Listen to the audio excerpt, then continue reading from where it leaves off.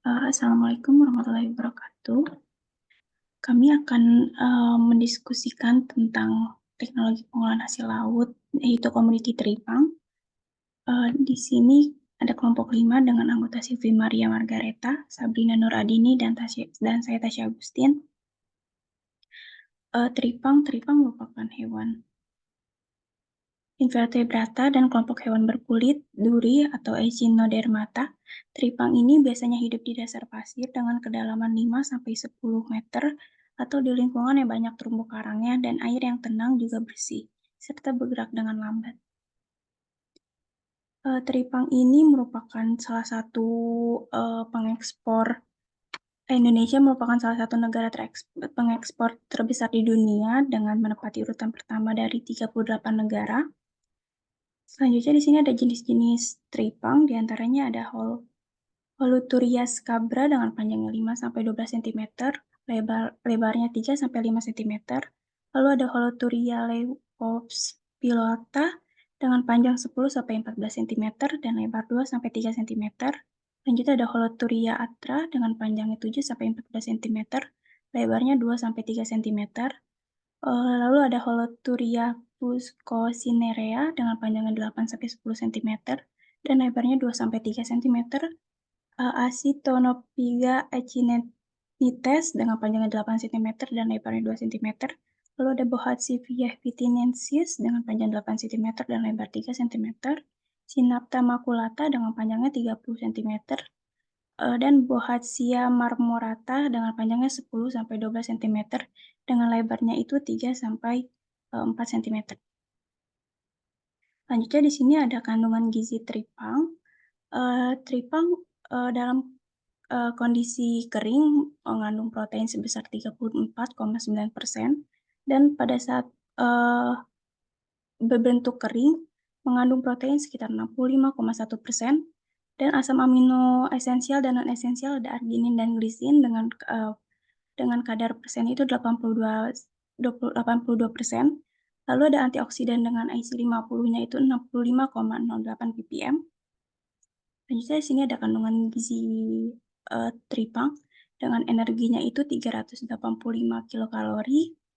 Lalu ada kalsiumnya itu ada 308 mg. Natriumnya itu sekitar 770 mg dan vitamin A-nya itu sekitar 455. Selanjutnya di sini ada mutu tripang. Berdasarkan SNI nomor 01-2346-2006, tekstur tripang dikatakan baik dengan nilai organoleptik 9. Jika teksturnya itu keras, padat, kompak, dan liat. Mutu tripang mudah menurun karena cara pengolahannya yang masih tradisional seperti penggaraman, perebusan berulang-ulang, dan pengeringan di bawah sinar matahari selama kurang lebih 2-3 hari. Agar dapat meningkatkan mutu dari tripang, kita dapat merubahnya mulai dari cara pengolahannya. Menurut SNI 01-2346-2006, kenapakan tripang dikatakan baik dengan nilai organoleptik 9 jika bekas belahannya itu tertutup baik, serat-serat dalam tripang itu utuh, dan kulit luarnya itu rapi atau menarik. Next, selanjutnya dibacakan oleh rekan saya. Lalu ada penanganan tripang. Pertama, dalam penanganan tripang ini harus melakukan pengeluaran isi perut. Lalu yang kedua, melakukan pencucian. Yang ketiga, perebusan dengan perlakuan 3 kali. Setelah perebusan, penghilangan lapisan kapur dengan cara disikat. Lalu setelah kapur telah hilang, tripang di oven dengan suhu 60 derajat Celcius selama kurang lebih 14 jam. Lalu tripang menjadi kering dan melakukan proses pengemasan pada tripang. Next. Dalam pengolahan tripang kering, itu yang diperhatikan ada penanganan bahan baku. Di sini bahan baku itu harus memenuhi persyaratan komersial di mana idealnya bahan baku teripang tuh berukuran 400 sampai 500 gram dan dipanen yang daerah yang bebas polusi agar teripang dapat diekspor dan hidup di dasar laut sehingga tidak tercemar oleh logam berat seperti merkuri, kadmium, dan timbal.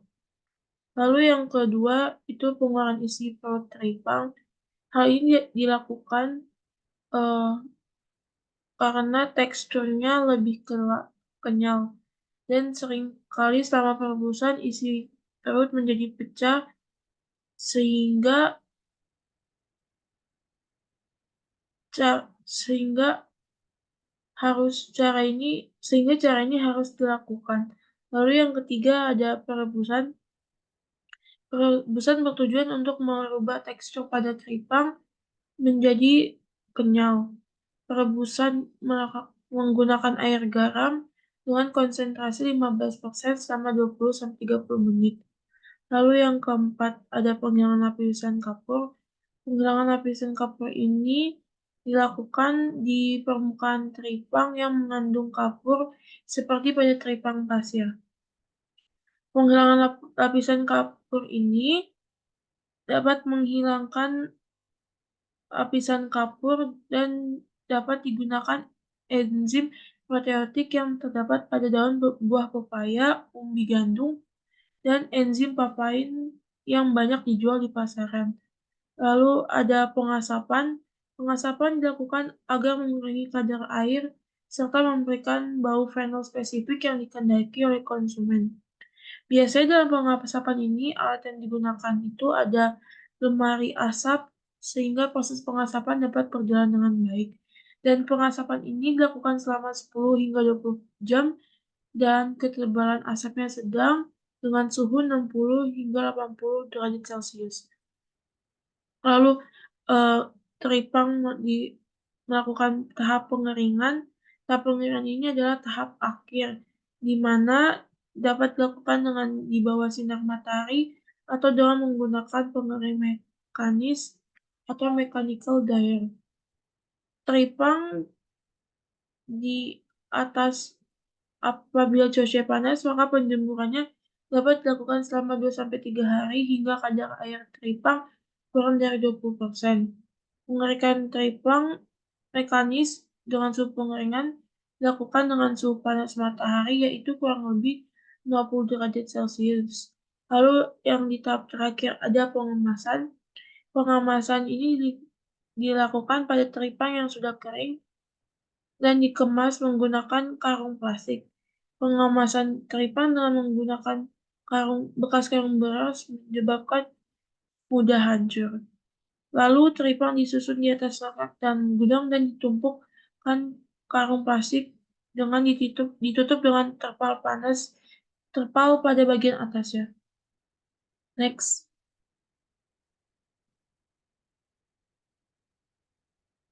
Lalu ada penanganan bahan baku, pengeluaran isi perut, pencucian, pengolahan teripang itu ada yang tradisional, di mana itu pertama yang dilakukan adalah penanganan bahan baku, pengeluaran isi perut, pencucian, ada perebusan pertama, pembersihan lapisan kapur, pencucian, perebusan kedua, pengasapan, pelabelan, dan pemasaran. Pengolahan ini tuh yang masih dilakukan, yang banyak dilakukan di Indonesia, sehingga teripang di Indonesia itu memiliki harga yang lebih rendah dibandingkan di negara lain. Next. Di sini ada pengolahan untuk teripang dengan yang modern agar teripang memiliki daya tarik. Teripang itu diolah menjadi makanan atau suplemen.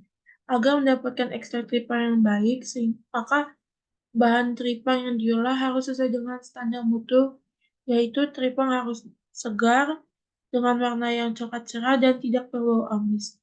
Lalu teripang dibelah untuk mengeluarkan isi perut dan dicuci hingga bersih. Daging teripang yang sudah bersih direbus selama 3 jam hingga dagingnya hancur dan diperoleh filtrat yang berwarna coklat. Filtrat ini disimpan dan didiamkan selama 1 bulan, sehingga air yang berwarna coklat menjadi warnanya jernih. Air bekas rebusan teripang diolah lebih lanjut oleh industri farmasi, dan ekstraksi teripang kemudian disaring menggunakan berbagai tahap penyaringan. Next. Dalam penyaringan pertama, tahap yang dilakukan untuk mengeluarkan kotoran yang masih terlanjut sehingga diperoleh filtrat yang berwarna kecoklatan. Lalu penyaringan kedua dilakukan untuk mengeluarkan garam dan bau sehingga larutan berubah warna dan kecoklatan menjadi kekuningan. Lalu penyaringan dilakukan dengan metode penukar ion sehingga larutan yang berwarna menjadi putih berkabut. Setelah proses sterilisasi dengan menggunakan sinar ultraviolet sehingga dapat diperoleh larutan tripang yang steril dan higienis. Ekstraksi juga dapat menggunakan pelarut organik seperti metanol, etanol, dan heksana. Ekstrak tripang kemudian diolah lebih lanjut dalam bentuk jeli, tablet, kapsul agar dapat dijual di pasaran sebagai suplemen. Next. Sekian dari presentasi kelompok kami, terima kasih.